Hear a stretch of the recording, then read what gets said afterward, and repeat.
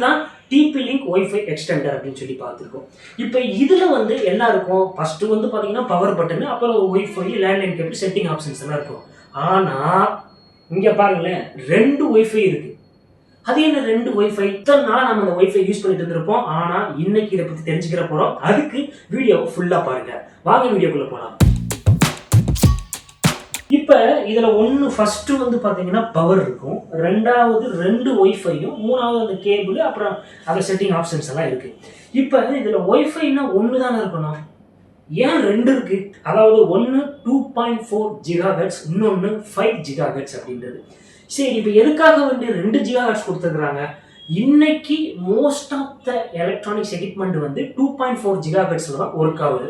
இப்போ உதாரணத்துக்கு மைக்ரோவேவன், அப்புறம் இது ப்ளூடூத் டிவைசஸ், அப்புறம் இந்த லேப்டாப்ஸ், இந்த மாதிரி விஷயங்கள்லாம் நிறைய எல்லாமே பார்த்தீங்கன்னா 2.4 GHz தான் ஒர்க் ஆகுது. இப்போ ஒரு Wi-Fi இருக்கு, அங்கே ஒரு 5 லேப்டாப் இருக்கு, அதோட சேர்ந்து மற்ற டிவைசஸ் எல்லாம் கனெக்ட் பண்ணி வச்சிருக்கிறாங்கன்னு வச்சுக்கோங்களேன். 10 டிவைஸ் இருக்குன்னா அதில் 8 வந்து 2.4 GHz தான். அப்போ 8ம் அந்த 2.4 GHzல கனெக்ட் ஆயிரும். மீதி 2 5 GHzக்கான டிவைஸ் இருக்குன்னு வச்சுக்கோங்களேன்.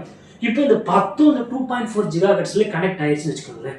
என்னாகும், மற்றதுக்கு எல்லாமே டோட்டல் அந்த 10 டிவைஸுக்குமே நெட்டு வந்து கொஞ்சம் ஸ்லோவாக ஆரம்பிக்கும். ஸோ அப்போ அதுக்காக வேண்டி என்ன கொண்டு வராங்க அப்படின்னா, இந்த 5 GHz அப்படிங்கிற 2வது Wi-Fiயை இந்த எக்ஸ்டெண்டர்லேயே கொடுக்குறாங்க. அது என்னன்னா, இந்த இப்போ 5 GHzல இருக்கக்கூடிய டிவைஸ் எல்லாம் இருக்கு இல்லையா, அது வந்து இந்த 5 GHzல வந்து கனெக்ட் ஆகிடும்.